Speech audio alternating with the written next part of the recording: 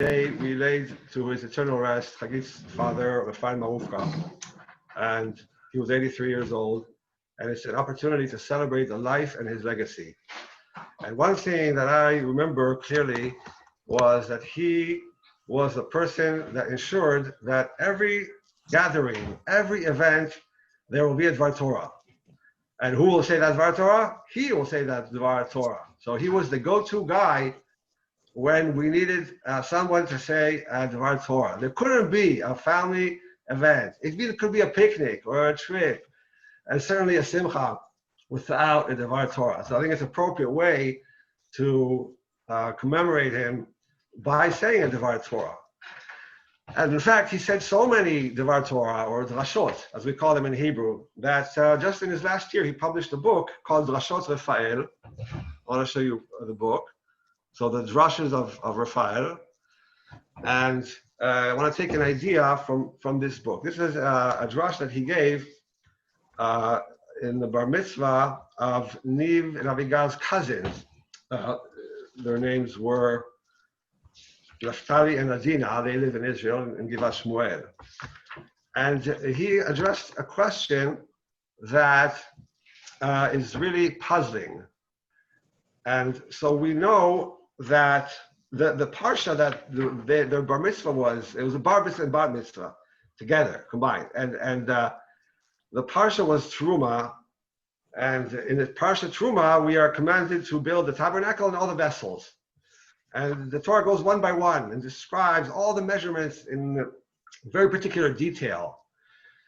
Not just the materials, but the total measurements and how to build it and how the things will fit into each other. And when we look at the different vessels, they all had rings, 4 rings, into which they would insert poles. So let's say this is a pole. They would insert the poles when there's time to move to a different encampment, because it was a portable sanctuary. They were moving around in the desert for 40 years. So when it came time, when the cloud of glory, the divine presence lifted up, and it was a sign that they need to move, they had to lift all these vessels. So there were rings attached to each vessel, and they would insert these poles. But there was one, and then they would remove the poles when they reached their destination. But there was one vessel that once we built the vessel and we put in the poles, you could not remove the poles. Let's read that together. I invite everybody who can read with me to read the verse in Shemot. And so Refael quoted this verse, and I invite everybody to read verse Tetvav together with me. Betabot. Oh, I have to unmute you. Wait. I wanted this to be. Can I unmute all? Unmute all. Okay. Betabot ha'aron yidu abadim lo yasuru mimenu. And the English reads 15. The poles of the ark shall be in the rings; they shall not be removed from it. So, as in contrast to all the other vessels, you're not allowed to remove them. Even if you're staying 3 years in one place, they have to be in the ark. And then the Torah moves on. It doesn't give a reason. And so, my father-in-law brought several explanations. So let's see first the practical, what he called the practical explanation.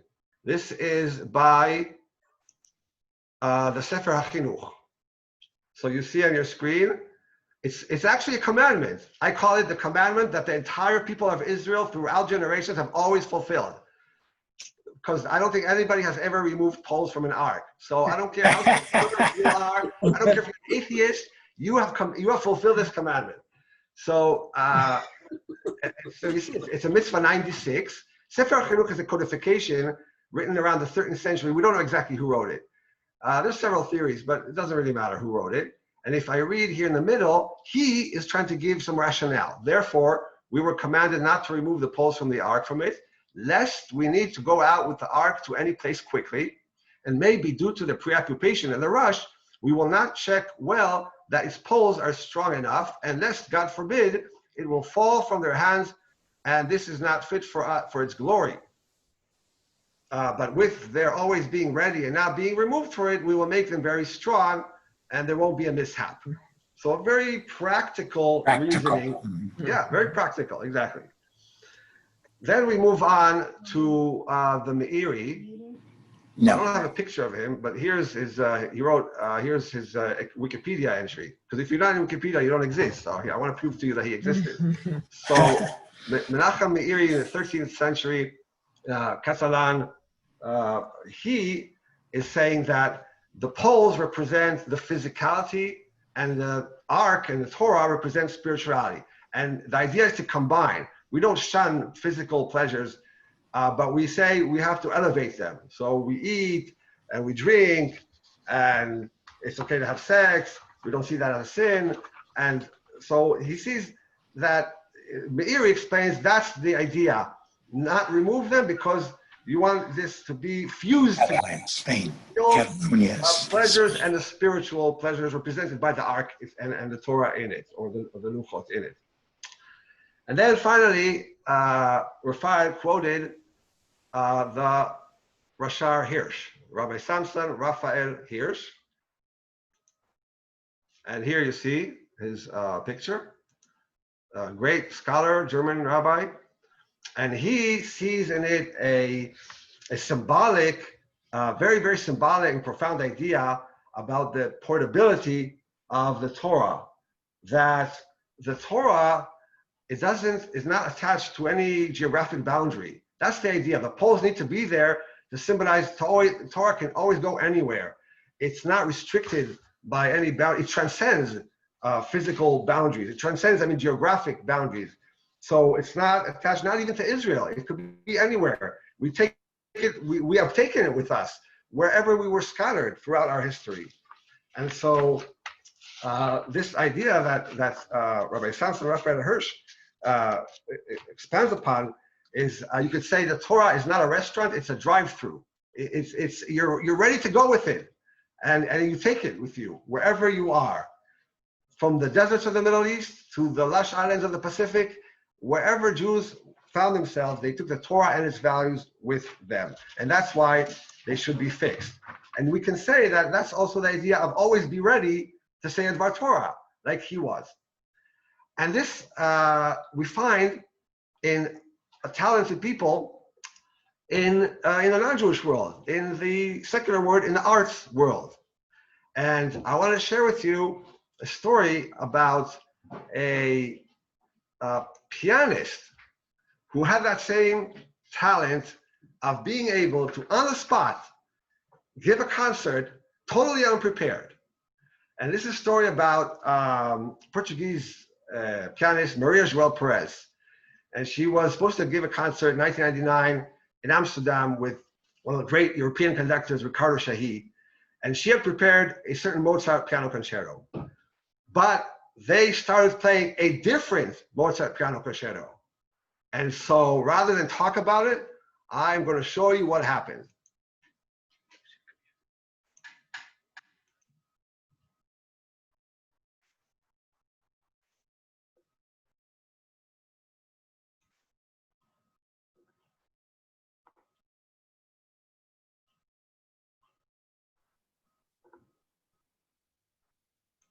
All right, let's try again.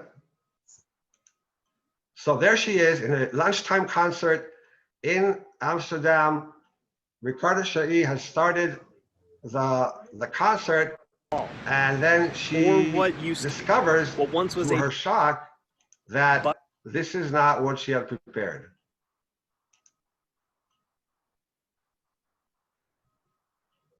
Nowhere, feeling nowhere, loneliness, despair is extremely dramatic, the meaning of the first movement of the minor concerto.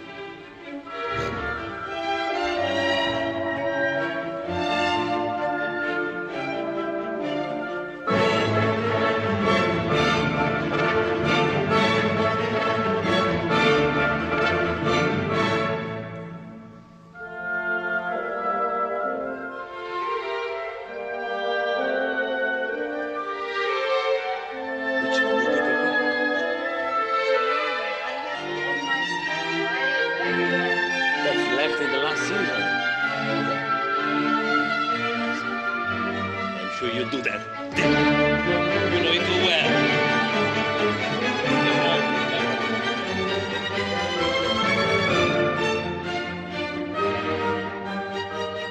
She was shocked because she was expecting us to play another concerto. So when I started the first bar of the D minor concerto, she kind of jumped and panicked, like an electric shock, I think. And she couldn't consider even moving ahead playing, you know. And then we talked a moment, and she told me I was expecting to play a completely different piece. I do what I can do if I remember. And the miracle is that she has such a memory that she could, within a minute, switch to a new concerto without making one mistake.